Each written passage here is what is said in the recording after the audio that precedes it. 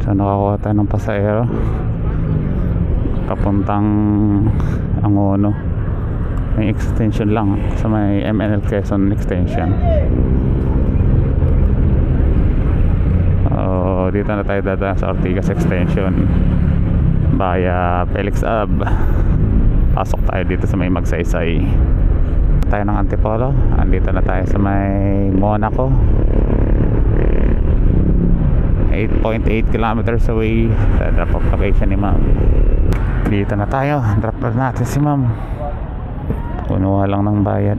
245 300 po yan. Hindi ako na po.